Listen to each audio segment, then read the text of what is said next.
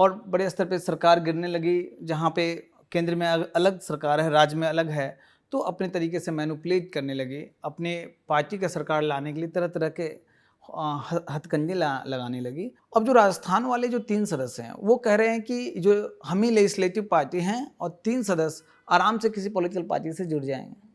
तो कहेंगे कि हम मर्ज हो गए हैं, 100% ये पॉलिटिकल पार्टी मर्ज हो रही है। इन जनरल इंटरप्रिटेशन शुरू में तो ये आया कि स्वेच्छा से अगर कोई व्यक्ति सदस्यता छोड़ रहा है किसी पॉलिटिकल पार्टी का, तो ऑब्वियसली उस पॉलिटिकल पार्टी से लिखित रेजिग्नेशन उसको देना चाहिए।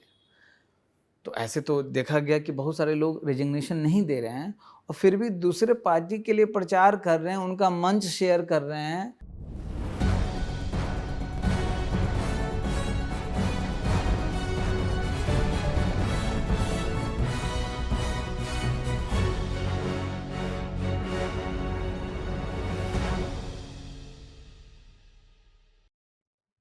विजन आईएएस के संवाद में आज बात होगी एक ऐसे कानून की जिसने भारतीय राजनीति की दिशा ही बदल दी। और ये कानून हमेशा से ही विवादों में रहा है। ये है दल बदल विरोधी कानून, यानी एंटी डिफेक्शन लॉ। ये कानून क्यों बना, इससे क्या हासिल हुआ और आज भी इसमें कौन सी चुनौतियां बनी हुई हैं, इन्हीं सब सवालों पर आज की हमारी चर्चा होगी। और इन्हीं सब सवालों का जवाब देने के लिए हमारे साथ मौजूद हैं विजन आईएएस के expert faculty Indrajeet sir. Sir, आपका बहुत बहुत स्वागत है। Thank you Janvi. तो चलिए इस चर्चा की शुरुआत करते हैं।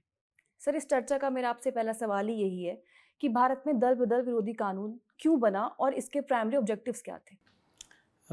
जानवी, जो 1960 के दशक तक जो भारतीय राजनीति थी, तुलनात्मक रूप में उसमें स्थिरता ज़्यादा थी। क्योंकि एक पार्टी का प्रभुत्व था नेशनल लेवल पे भी और स्टेट लेवल पे भी, उसको कांग्रेस सिस्टम भी कहते हैं। लेकिन जैसे जैसे कांग्रेस सिस्टम कमज़ोर हुआ, क्षत्रिय पार्टी का उदय हुआ, तो वैसे वैसे पद के लाभ के लिए या फिर मतलब अनेक प्रकार के या फिर पैसे के लिए बड़े स्तर पे दल बदल होने लगा। एक डेटा है लोकसभा सेक्रेटरीट का कि 1965 से 85 के बीच में जो 20 साल हैं उसमें 3500 दल बदल के मामले दर्ज हुए। तो बड़े स्तर पे दल बदल होने शुरू हुए, जिससे सरकारों में बहुत ज़्यादा अस्थिरता उत्पन्न हो गई और बड़े स्तर पे सरकार गिरने लगी, जहाँ पे केंद्र में अलग सरकार है, राज्य में अलग है, तो अपने तरीके से मैनिपुलेट करने लगी। अपने पार्टी का सरकार लाने के लिए तरह तरह के हथकंडे लगाने लगी। तो हॉर्स ट्रेडिंग बड़े स्तर पे बढ़ गया। एक इंटरेस्टिंग आपको कहानी बताते हैं। हरियाणा का मामला है 1967 का। उसमें एक विधायक थे गया लाल, और गया लाल उसमें कांग्रेस में थे। तो ऐसा भी हुआ है कि वो सुबह में कांग्रेस में हैं और कांग्रेस छोड़ दिए, दूसरे पार्टी में गए, दोपहर में कांग्रेस में आए और फिर शाम में कांग्रेस छोड़ दिए। मतलब 24 घंटे के अंदर 3 बार उन्होंने दल बदल किया। तो उसी समय जो वहाँ के मुख्यमंत्री थे, उन्होंने प्रेस कॉन्फ्रेंस में कहा कि आया राम गया राम। तभी से ये फ्रेज, मुहावरा दल बदल के संबंध में बहुत फेमस हो गया और तब से सड़सठ से डिमांड होने लगा कि ऐसे कानून आने चाहिए, संविधान में कुछ ऐसे प्रावधान होने चाहिए जो इस प्रकार के जो दल बदल हो रहे हैं, निजी हित के लिए हो रहे हैं, उस पर रोक लगाए। और मैंने आपको पहले कहा है कि इस 20 साल में 3500 ऐसे मामले दर्ज हैं। तो इसीलिए सरकार को भी लगा, और 1985 में राजीव गांधी की सरकार थी, तो उन्होंने फिर 52वां संविधान संशोधन लाया और जिसके तहत जो शेड्यूल 10 जोड़ा गया, अनुसूची 10 जोड़ा गया और उसमें दल बदल संबंधी सारे प्रावधान जोड़े गए। फलियस नरीमन भारत के एक बड़े अधिवक्ता हुए। उनकी एक प्रसिद्ध जीवनी है बिफोर मेमोरी फेड्स। उसमें उन्होंने कहा है कि जो उस समय स्थिति थी, तो दल बदल जो कानून लाया गया वो एक्चुअली कॉन्स्टिट्यूशनल कंपल्सन था, आवश्यकता था। नहीं तो जो भारतीय लोकतंत्र है ये एक प्रकार से विधायकों की मंडी में बदल रहा था, खरीद फरोख्त हो रहे हैं जगह जगह।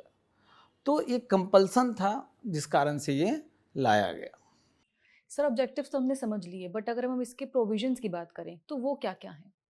इसमें जैसे मैंने आपको कहा कि पॉलिटिकल स्टेबिलिटी लाने के लिए ये संशोधन लाया गया, एंटी डिफेक्शन लॉ लाया गया।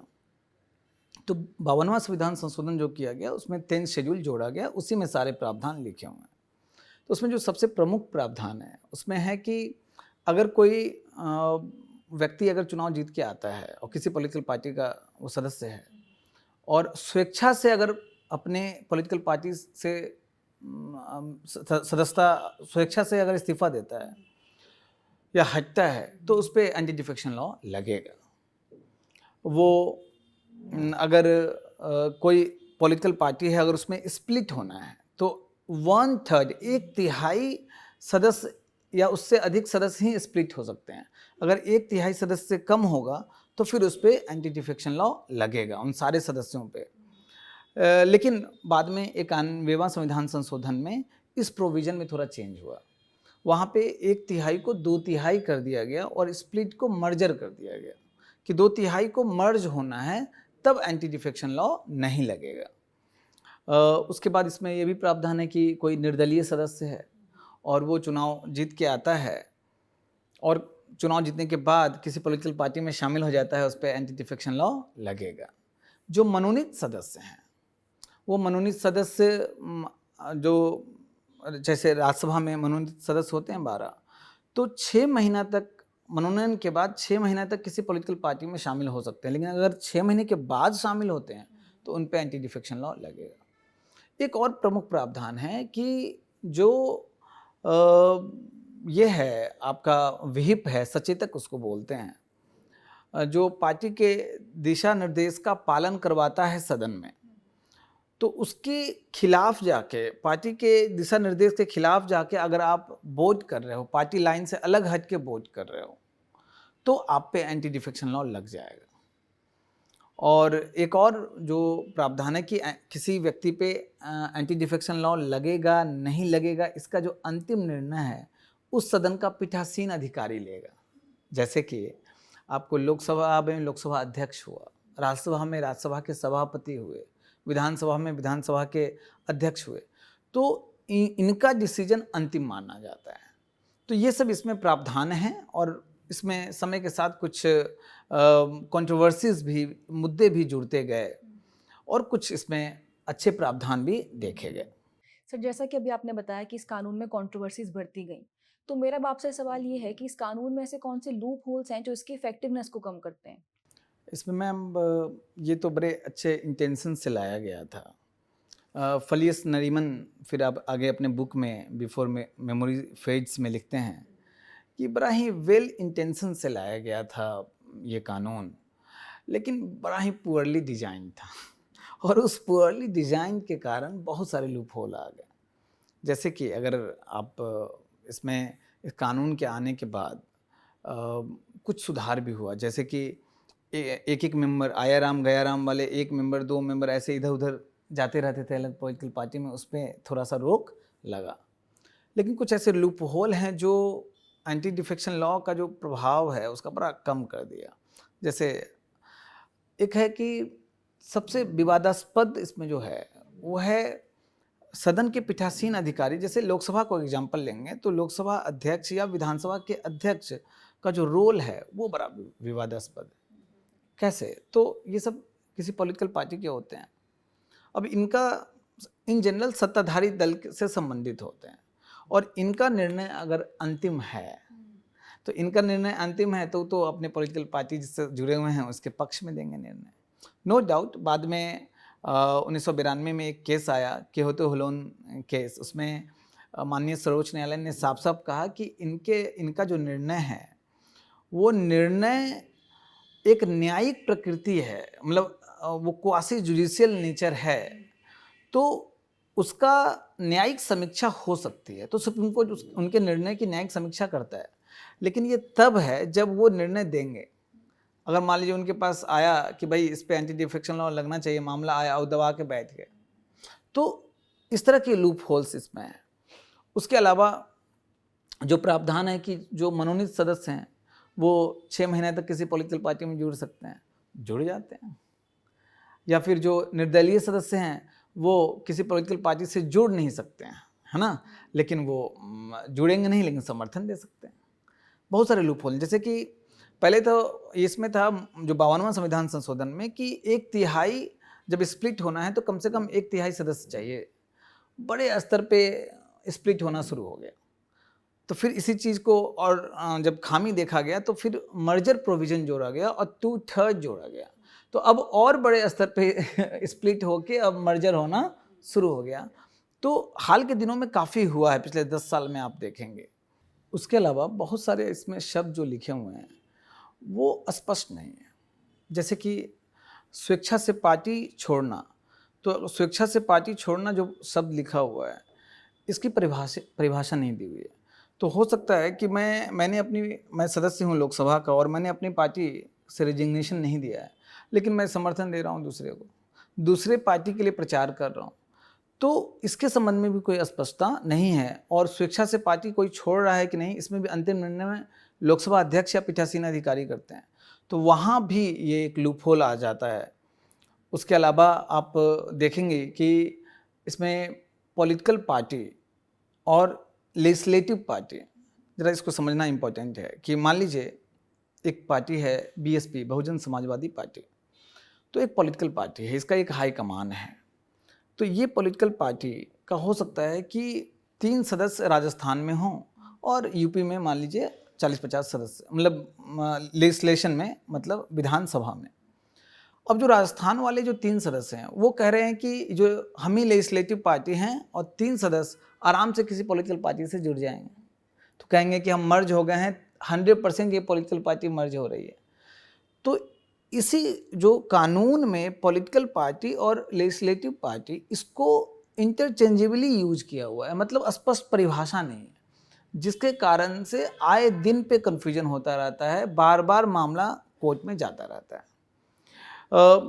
इसमें दूसरा जैसे एग्जांपल ले लीजिए, अगर हाई कमान से आया कि आपको इस विधेयक के संबंध में, आप राजस्थान में जो 3 विधायक हैं, आपको इस विधेयक के खिलाफ वोट करना है, लेकिन वो 3 विधायक जो हैं उसी में एक विहिप भी होगा, वो अगर मिल जाए और कहे कि नहीं मैं पक्ष में वोट डालूंगा, तीनों उसके पक्ष में वोट डाल दिया, है ना। तो किसका सही माना जाए, इस संबंध में आज तक कन्फ्यूजन है, बार बार सुप्रीम कोर्ट को सामने आना पड़ता है। और एक बहुत बड़ा जो इशू काफ़ी जो संविधानवेत्ता उठा रहे हैं कि अगर मैं विधायक या सांसद के रूप में अपने क्षेत्र से निर्वाचित हुआ हूँ, तो मेरा दायित्व अपने जो लोग मुझे निर्वाचित किए हैं, वो सारे मतदाता वहाँ के हैं, उनके पक्ष में होना चाहिए।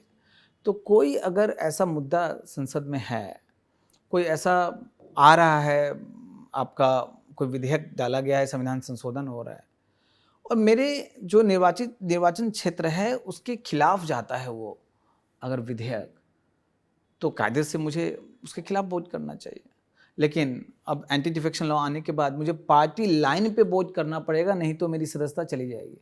मतलब मेरा फ्रीडम ऑफ एक्सप्रेशन, जो संसद सदस्य हैं या जो विधायक हैं, उनका फ्रीडम ऑफ एक्सप्रेशन जो आर्टिकल 105 के तहत उनको मिलता है और मत देने का अधिकार मिलता है, वो बहुत ज़्यादा कर्व करता है, आपको पूरी तरीके से कर्व करता है। एक तरह से वो अपने हाई कमान का पपेट बन के रह जाता है। तो इस संबंध में भी काफ़ी संविधानवेत्ता का कहना है कि बड़ा ये एक नया चुनौती उत्पन्न कर रहा है। तो इस तरह के बहुत सारे मुद्दे हैं जिस कारण से देखा गया कि जो एंटी डिफेक्शन लॉ को जो काम करना था वो काम कर नहीं पाया। कुछ ना कुछ अगर जब भी सुप्रीम कोर्ट का निर्णय आता है तो इससे कुछ और लूप होल निकल के लोग इसके पॉलिटिकल पार्टी मिसयूज करते हैं। जैसे एक और एग्जांपल आपको मैं बताना चाहता हूँ। जैसे अगर मैं सदस्य हूँ लोकसभा का, मान लीजिए मैं लोकसभा का सदस्य हूँ और मैं किसी मैं विपक्ष का सदस्य हूँ और मैंने क्या किया कि पॉलिटिकल पार्टी कोई विधेयक लाया और उसके या फिर अविश्वास प्रस्ताव का मुद्दा है, तो मैं उसके अगर अपने पॉलिटिकल लाइन से अलग हट के अगर वोट करूं तो सरकार बच जाएगी। लेकिन पॉलिटिकल लाइन से अलग हट के, हाईकमान से अलग हट के मैंने वोट किया तो क्या होगा कि मुझ पर एंटी डिफेक्शन लॉ लग जाएगा। तो क्या होता है कि ये भी हो सकता है कि मैं वोट कर दूं और मेरे खिलाफ मामला जाए और लोकसभा अध्यक्ष कोई निर्णय ना ले, या फिर अगर उस पर दबाव बने निर्णय लेने का तो मैं वहीं पे रिजाइन कर दूं, कहाँ से? पॉलिटिकल पार्टी से नहीं, अपने संसद की सदस्यता से। तो संसद की सदस्यता से रिजाइन करने पे एंटी डिफेक्शन लॉ नहीं लगता है, अपने पॉलिटिकल पार्टी से रिजाइन करने पे एंटी डिफेक्शन लॉ लगता है। तो इस तरह के मध्य प्रदेश में 2020 में मुझे जहाँ तक याद है यही चीज़ किया गया और सरकार गिरा दी गई। तो इस तरह की स्ट्रेटजी अपना के, मास रेजिग्नेशन स्ट्रेटजी अपना के, और इसके डिफरेंट लूप होल्स को यूज किया जा रहा है। तो जो करना था एंटी डिफेक्शन लॉ को काम, वो अपने विभिन्न मुद्दों के कारण, लूप होल के कारण कर नहीं पा रहा है। सर, जैसा कि अभी आपने राज्यसभा और लोकसभा के अध्यक्ष का जिक्र किया, तो मेरा सवाल आपसे यही है कि स्पीकर का इस लॉ में क्या रोल होता है और ये रोल अक्सर कंट्रोवर्शियल क्यों माना जाता है? जो पीठासीन अधिकारी हैं, जो सदन के अध्यक्ष हैं या सभापति हैं, तो उनका रोल जो है एक्चुअली, जो लूप होल्स है वो इस कानून से ही निकल के सामने आता है, क्योंकि कहा गया है कि कोई व्यक्ति पे दल बदल वाला कानून के तहत निर्भरता लगेगी या नहीं लगेगी, इसका अंतिम निर्णय स्पीकर लेगा या पीठासीन अधिकारी लेगा। तो जब वो, सबसे आपको समझना है कि जो भारत में जो भी स्पीकर है या अध्यक्ष है, वो किसी न किसी पॉलिटिकल पार्टी से जुड़ा होता है, वो भी चुनाव जीत के आया है, और उसको पीठासीन अधिकारी बनने के लिए रिजिग्नेशन भी नहीं देना है। जबकि आप यूके में देखोगी, वहाँ रिजिग्नेशन देना पड़ता है। तो अब वो किसी पॉलिटिकल पार्टी से जुड़ा हुआ है। आगे भी अगर ज़रा सोचिए कि भविष्य में दोबारा अगर उसको स्पीकर बनना है तो उसी पॉलिटिकल पार्टी पर निर्भर करेगा। तो आप इसको एक ऐसा सिनेरियो समझिए कि क्रिकेट मैच, उसमें 2 टीम है, और उसमें जो एम्पायर आ रहा है उसमें एक टीम का जर्सी पहन के आ जाए, तो कभी निष्पक्ष हो पाएगा? मतलब जर्सी पहन के आ जाए मतलब उसका सदस्य है उस टीम का, तो कभी निष्पक्ष हो पाएगा? तो मूल रूप से जो कानून है और जो प्रोविजंस हैं, उसी में लूप होल है, जिस कारण से निष्पक्षता नहीं रहता है। तो 1992 में जब क्योटो हिलोन केस आया, और जब स्पीकर के अंतिम निर्णय को साफ साफ सुप्रीम कोर्ट ने कहा कि मैं न्यायिक समीक्षा करूंगा, तो सबको लगा कि अब तो स्पीकर निष्पक्ष हो जाएगा। लेकिन अब अगला लूप होल है कि ये तभी सुप्रीम कोर्ट न्यायिक समीक्षा कर पाएगा जब स्पीकर ने निर्णय दिया। स्पीकर कहता है हम निर्णय नहीं देंगे, 3 महीना, 5 महीना, 2 साल, ऐसे भी मामले देखा गए हैं कि जिस पे एंटी डिफेक्शन का आरोप लगा है और मामला गया है स्पीकर के पास मणिपुर के केस में, तो वहाँ 2 साल तक उन्होंने निर्णय ही नहीं लिया और आराम से वो मंत्री बना रहा बंदा जिस पे आरोप लगा था। तो स्पीकर का रोल जो है बड़ा कंट्रोवर्शियल है। यही नहीं, किसी ने पार्टी लाइन के खिलाफ जाके अगर वोट किया है तब भी वो निर्णय लेना अंतिम स्पीकर का ही। किसी ने स्वेच्छा से किसी पॉलिटिकल पार्टी की सदस्यता छोड़ी है, तो ये भी निर्णय लेना कि स्वेच्छा से छोड़ी है कि नहीं। अब वहाँ स्वेच्छा से छोड़ना कोई डिफाइन नहीं किया हो गया, तो बड़ा सब्जेक्टिव इंटरप्रिटेशन हो जाता है स्पीकर का। और किसी पार्टी लाइन से जुड़ा है तो आप देख सकते हो। तो फलीस नरीमन फिर से उस बुक में आगे लिखते हैं कि एक जज जो एक पार्टी भी है, मतलब कि हम और आप के बीच में, मेरे और आपके बीच में विवाद हुआ और मामला लेके न्यायाधीश के पास गए और न्यायाधीश मेरे पापा हुए, तो कभी निष्पक्ष हो पाएंगे?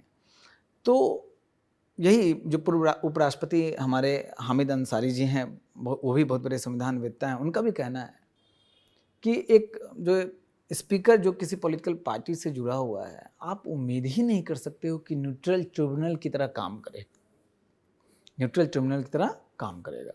तो ये एक बहुत बड़ा मुद्दा है जो हमेशा चर्चा में रहता है। सुप्रीम कोर्ट बार बार दखल देती है, लेकिन अभी तक अलग अलग उसके जो लूप होल्स हैं उसका मिसयूज होता रहा है। सर, अब मैं आपसे ये जानना चाहूँगी कि एंटी डिफेक्शन लॉ क्या वाकई में एमपीज़ की freedom of speech and expression को सीमित कर देता है? अब देखिए, जो एमपी हैं या फिर एमएलए हैं, वो इंडिपेंडेंट लॉ मेकर्स भी हैं। वो किसी जो निर्वाचन क्षेत्र हैं वहाँ की जनता के प्रतिनिधि भी हैं। मात्र वो अपने पॉलिटिकल पार्टी से जुड़े हुए नहीं है, वो जनता की आकांक्षा को भी देख रहे हैं। मैंने जैसे पहले आपको कहा कि जो एंटी डिफेक्शन लॉ में स्पष्ट रूप से प्रावधान है कि जो किसी पॉलिटिकल पार्टी के सदस्य हैं उनको विहिप का ऑर्डर मानना पड़ेगा। मतलब व्हीप का मतलब होता है कि जो हाई कमांड से निर्देश दिया गया है कि इस संबंध में आप किस तरफ वोट करेंगे, उसको मानना कंपलसरी है। अगर नहीं मानेंगे तो उन पे एंटी डिफेक्शन लॉ लग जाएगा और उनकी सदस्यता समाप्त हो जाएगी, और सदस्यता समाप्त होने पे जो टेन्योर बचा हुआ है उसमें वो उपचुनाव भी नहीं लड़ पाएंगे। तो मजबूरी बस उनको पार्टी लाइन पे चलना पड़ता है। तो जो जिनको इंडिपेंडेंट, जो संसदीय लोकतंत्र है, इसमें इनको इंडिपेंडेंट लॉ मेकर्स भी माना जाता है, और इसलिए आर्टिकल 105 में कॉन्स्टिट्यूशन में इनको अभिव्यक्ति, संसद में खुलेआम खुली छूट है बोलने की, साथ में मतदान करने की छूट है। लेकिन एंटी डिफेक्शन लॉ ने मतदान के संदर्भ में पूरा स्ट्रिक्ट प्रोविजन कर दिया। तो जो इंडिपेंडेंट लॉ मेकर्स होने चाहिए थे, वो मात्र बटन प्रेसिंग मशीन्स बन गए हैं कि भैया वही बटन दबाना है। तो ये एक बहुत बड़ा चुनौती है। इसलिए आपको जस्टिस कृष्ण अय्यर भी कहते हैं कि जो लॉ मेकर्स हैं, जो सांसद हैं, वो हाई कमांड के एक हॉस्टेज मात्र रह गए हैं। मतलब उनका अपना कोई एक कॉन्शियसनेस से जो बोझ डालना होता है, एक क्रिटिकल थिंकिंग जो होता है, उस क्रिटिकल थिंकिंग, उस अनुरूप बोलना, तो उसी से आपको नए नए विचार आते हैं। क्योंकि डाउन द लाइन जो डेमोक्रेसी, पार्लियामेंट्री डेमोक्रेसी का जो स्पिरिट है, वो डिबेट डिस्कशन पे है और उसी हिसाब से मत देने पे है। उसी को यहाँ पे सप्रेस कर दिया गया है, किल कर दिया गया है। तो इसलिए पीआरएस लेजिस्लेशन रिपोर्ट भी 2020 में आया, उसमें भी यही कहा गया है कि जो पार्टी हाई कमान का पूरी तरीके से कंट्रोल है, और ये भी जो मात्र पपेट मात्र बन गए हैं आपके जो सदस्य हैं, और उसका पपेट बनाने में एक जो सदन के अंदर रोल करता है, वो सदन का पीठासीन अधिकारी रोल प्ले करता है कि वो पपेट बना रहे। तो बिल्कुल उनका जो फ्रीडम ऑफ एक्सप्रेशन और मत देने का अधिकार है, बहुत बड़े स्तर पे कर्व हुआ है, और ये स्पिरिट ऑफ पार्लियामेंट्री डेमोक्रेसी के लिए अच्छा नहीं है। सर, जैसा कि अभी हमने बात भी करी थी, वॉलंटरीली गिविंग अप मेंबरशिप का जो प्रोविजन है इस लॉ में, वो इतना कंट्रोवर्शियल क्यों रहा है और इसको किस तरह से इंटरप्रेट किया गया है? वही जो विभिन्न लूप होल हैं, वहाँ इस टर्म में बड़ा डिबेट रहा है।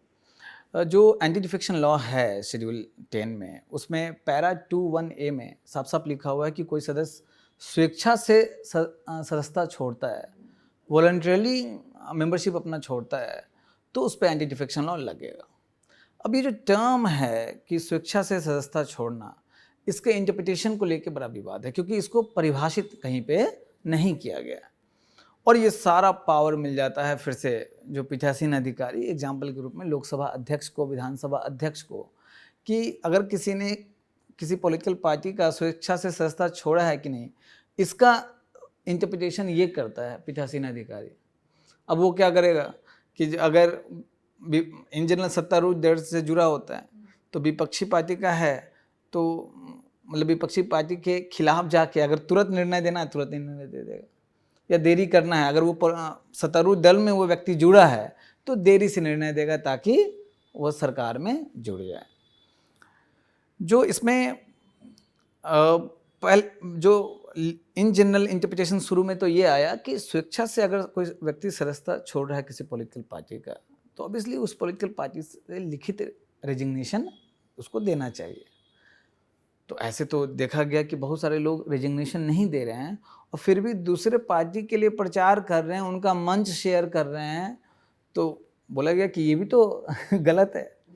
तो इसमें फिर सुप्रीम कोर्ट के विभिन्न निर्णय हैं, और स्वामी प्रसाद मौर्य केस एक 2007 में आया था, उसमें सुप्रीम कोर्ट ने साफ साफ कहा कि स्वेच्छा से सदस्यता छोड़ने का मतलब सिर्फ लिखित में इस्तीफा देना नहीं है। इसका मतलब आपके आचरण को भी देखा जाएगा कि आपके आचरण क्या है, आप व्यवहार में क्या कर रहे हो, उसको भी इंटरप्रिटेशन में लाया जाएगा। लेकिन दिक्कत क्या है कि वो इंटरप्रिटेशन फिर से पीठासीन अधिकारी को करना है, तो ये बहुत ज़्यादा इसका मिसयूज होता है। जो सत्तारूढ़ दल है उसके हित में बहुत ज़्यादा मिसयूज होता है। इसीलिए जो बहुत सारे संविधानवेत्ता का इसमें कहना है कि ये जो स्वेच्छा से सदस्यता छोड़ना, ये जो टर्म है, इसका इंटरप्रिटेशन पूरी तरीके से पीठासीन अधिकारी को करना है, और वो एक प्रकार से सत्तारूढ़ दल के लिए पॉलिटिकल हथियार बन जाता है, राजनीतिक हथियार बन जाता है, विपक्षी पार्टी का सरकार गिराना हो या अपनी सरकार बनानी हो, तो बहुत ज़्यादा इसका मिसयूज होता है और आज तक वो फाइनल इंटरप्रिटेशन नहीं आ पाया है। आज तक वो अस्पष्टता बरकरार ही है। मैं एक एग्जांपल आपको बताता हूँ। कर्नाटक में 2019 में एक पॉलिटिकल क्राइसिस हुआ और उसमें बहुत सारे जो विधायक थे, जिस पार्टी की सरकार थी उसके विधायक ने क्या किया, सदन से मास रेजिग्नेशन किया ताकि बाद में उपचुनाव, और उपचुनाव के माध्यम से क्या फिर करेंगे, वो दूसरे पार्टी में जुड़ के और फिर वो सरकार इधर गिरा देंगे उधर बना लेंगे। अब मैंने आपको पहले कहा था कि जो मास रेजिग्नेशन है जो सदन के अंदर, उसमें एक प्रकार का टूल बन गया है। बहुत सारे लोगों का कहना है कि जो रेजिग्नेशन हो रहा है सदन के अंदर, उसको भी स्वेच्छा से सदस्यता, पॉलिटिकल पार्टी से सदस्यता छोड़ने का प्रावधान में आना चाहिए, लेकिन अभी तक वो इंटरप्रिटेशन नहीं है। उसमें हम सुप्रीम कोर्ट ने भी साफ साफ कहा कि आपको उनका रेजिग्नेशन एक्सेप्ट करना चाहिए, क्योंकि अगर स्वेच्छा से सदस्यता, पॉलिटिकल पार्टी से सदस्यता छोड़ने वाले को यहाँ अगर माना जाता तो वो उपचुनाव लड़ ही नहीं पाते। तो आज तक स्पष्ट इसका जो इंटरप्रिटेशन नहीं हुआ, इसलिए बहुत बड़ा लूप होल बना हुआ है और बड़े स्तर पे आप देख ही रही हैं, जगह जगह जो कर्नाटक का मैंने केस देखा, सरकारें गिरी नहीं सरकारें बनी, और बार बार ये जो चुनाव होता है उससे बहुत ज़्यादा खर्च भी आता है टैक्स पेयर्स पे, तो आज तक अस्पष्ट है।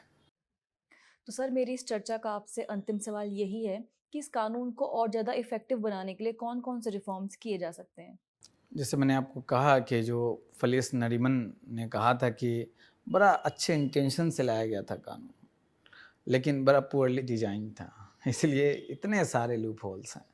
बेसिकली उनका तो कहना है कि इस कानून को फिर से रीस्ट्रक्चर कीजिए, बड़े स्तर पे संशोधन करने की आवश्यकता है और इसके लूप होल्स को ख़त्म कीजिए। कुछ उदाहरण हम लोग बात करते हैं, जैसे कि लोकसभा स्पीकर या फिर जो पीठासीन अधिकारी है, तो उसका जो विवादास्पद स्थिति है, बड़ा सब्जेक्टिव इंटरप्रिटेशन हर चीज़ का उसको मिला हुआ है, उसको कम करने की ज़रूरत है। उसमें सबसे पहला इम्पॉर्टेंट चीज़ है कि जो समय सीमा, जितने महीने के भीतर उसको किसी मामले को सॉल्व करना है, वो समय सीमा निश्चित की जाए। संविधानवेत्ताओं का कहना है कि 3 महीना फिक्स करें। सुप्रीम कोर्ट ने भी बार बार बोला है कि 3 महीने में आप ये कीजिए। तो कॉन्स्टिट्यूशन अमेंडमेंट करके वहाँ 3 महीना हम लोग जोड़ सकते हैं, जिससे उन पे वो कानूनी बाध्यता होगी कि वो डिसीजन तो लेना ही है, जेब में रख के बैठ नहीं सकते हैं। इसके अलावा जो आपको मैंने एक बताया कि पॉलिटिकल पार्टी और लेजिस्लेटिव पार्टी, इस दोनों को कॉन्स्टिट्यूशन में इंटरचेंजेबली यूज किया हुआ है, बड़ा कन्फ्यूजन है, तो उसको भी डिफाइन करने की आवश्यकता है कि भाई पॉलिटिकल पार्टी का हाई कमान का जो ऑर्डर है उसको लेजिस्लेटिव पावर को, पार्टी को मानना कंपलसरी है, अगर नहीं है तो उसका भी प्रोविज़न आप कर दीजिए। वहाँ भी अस्पष्टता है, परिभाषा भी नहीं है। अभी जो हम लोग एक सवाल पहले जो डिस्कस किए हैं कि स्वेच्छा से पार्टी छोड़ना, ये भी बड़ा अस्पष्ट है, जिस कारण से पीठासीन अधिकारी को बड़ा पावर मिल जाता है। तो स्वेच्छा से पार्टी छोड़ना, इसको भी डिफाइन करने की आवश्यकता है। और जो स्पीकर्स हैं, मतलब एक ये भी है कि दिनेश गोस्वामी समिति ने साफ साफ 1990 में कहा कि जो पीठासीन अधिकारी हैं उनसे ये पावर ले लीजिए, और जो आपके ये हैं, कोई एक न्यायिक बॉडी ऐसा बनाया जाए जो ये सब मामला देखे, या फिर ऐसा भी सजेशन है कि इलेक्शन कमीशन को ये पावर दे सकते हैं। ये भी एक है कि स्पीकर से ये पावर हटा के राष्ट्रपति और राज्यपाल को ये पावर दीजिए, लेकिन इलेक्शन कमीशन की सलाह पे वो निर्णय करें। तो ये सब अभी काफ़ी कमिटी का रिपोर्ट ये सब आया है। इसके अलावा जो स्प्लिट और मर्जर के संबंध में बहुत कन्फ्यूजन है, बहुत अस्पष्टता है, उसको भी कॉन्स्टिट्यूशनल अमेंडमेंट करके पूरी तरीके से क्लियर करने की ज़रूरत है। जो मास रेजिग्नेशन, आप अगर मास रेजिग्नेशन या फिर रेजिग्नेशन दे रहे हैं यहाँ से सदन से, और उसको पॉलिटिकल पार्टी से रेजिग्नेशन नहीं माना जा रहा है, तो वो सब जो एम्बिग्विटी है उस सब को समाप्त करने की आवश्यकता है। जो फलेश नरीमन साफ साफ कहते हैं कि जो बेसिक है कि ये जो स्पीकर है या पीठासीन अधिकारी है, किसी पॉलिटिकल पार्टी से जुड़ा हुआ है, तो निर्णय तो उसी के हित में देगा। तो बिल्कुल उनसे वो पावर ले सकता है, अगर अमेंडमेंट कीजिए तो उनसे पावर आप ले सकते हैं। और अंत में मैं ये भी बता दूं कि सेकेंड एआरसी ने भी अपने रिकमेंडेशन में कहा है कि जब तक पार्टी में इंटरनल डेमोक्रेसी नहीं आएगी और पारदर्शी तरीके से टिकट नहीं दिया जाएगा, तब तक मतलब कैसा भी एंटी डिफेक्शन लॉ काम नहीं करेगा। तो ये बड़ा इम्पॉर्टेंट है कि हर एक पार्टी में इंटरनल डेमोक्रेसी आए। आपको ये बता दूं कि इलेक्शन कमीशन के पास कोई पावर नहीं है इस संबंध में कि किसी पार्टी में इंटरनल डेमोक्रेसी है या नहीं है। तो बड़ा इम्पॉर्टेंट है कि इलेक्शन कमीशन को थोड़ा एम्पावर कीजिए ताकि वो हर पार्टी के अंदर इंटरनल डेमोक्रेसी लाने में सहायता करे। तो जब पार्टी में इंटरनल डेमोक्रेसी आएगी तो उसका फ़ायदा सीधे आपको यहाँ भी एंटी डिफेक्शन लॉ में जो आप अच्छा भी बनाते हैं और तब भी लूप होल कुछ ना कुछ निकलेगा, तो वही इंटरनल डेमोक्रेसी से वो सब लूप होल समाप्त हो सकते हैं। लेकिन ये ज़रूर है कि जो अभी बड़े बड़े लूप होल हैं उनको कॉन्स्टिट्यूशनल अमेंडमेंट करके समाप्त करने की आवश्यकता है। सर, आपका बहुत बहुत धन्यवाद, आपने हमारे सभी सवालों का जवाब इतने बेहतर तरह से दिया। Thank you Janvi. तो आज की चर्चा से हमने ये जाना कि हमारा लोकतंत्र तभी मजबूत होगा जब ये कानून सिर्फ नियम बन के ना रहें, बल्कि इनका सही समय पर सही उपयोग हो और साथ ही में हमारे पब्लिक रिप्रेजेंटेटिव्स की अकाउंटेबिलिटी भी बढ़ाई जाए। तो इसी सोच के साथ आज की चर्चा को यही समाप्त करते हैं। फिर मिलेंगे आपसे एक नए मुद्दे के साथ। तब तक के लिए देखते रहिए विजन IAS।